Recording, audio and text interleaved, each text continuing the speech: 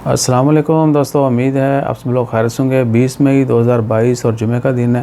रात को भी हमने जुमा की मुबारक दे दी थी। एक दफ़ा फिर तमाम दोस्त अब आपको जुमा मुबारक, और उम्मीद है कि आपका दिन अच्छा स्टार्ट हुआ होगा और अच्छा गुजरेगा। वक्त पे जुमा की नमाज़ अदा कीजिएगा और सूरत कहफ़ का विर्द करना मत भूलिएगा, बल्कि रात को जो है सूरत वाक़िया और सूरत मुल्क भी पढ़ा करें। स्पेशली सोने से पहले, ईशा की नमाज़ के बाद पढ़ लें या सोने से पहले पढ़ें सूरत मुल्क।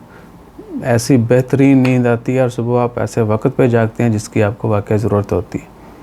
और बावुज़ू रहें, क्योंकि बावुज़ू जब तक आप रहेंगे आपके हक़ में नेकियां ही नेकियां होंगी।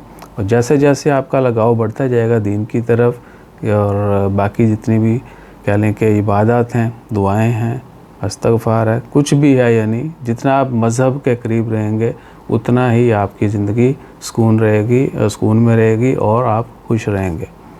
तो अगर आप चाहते हैं कि आपकी ज़िंदगी में सुकून हो, हमेशा बावुज़ू रहें और वक्तन फ़क्तन या जिस वक्त के लिए जो अज़कार, जो दुआएं मुख्तस की गई हैं, या जिनकी सजेशन दी गई है, जिनका हमें एहतमाम करने का कहा गया है, वो ज़रूर करें।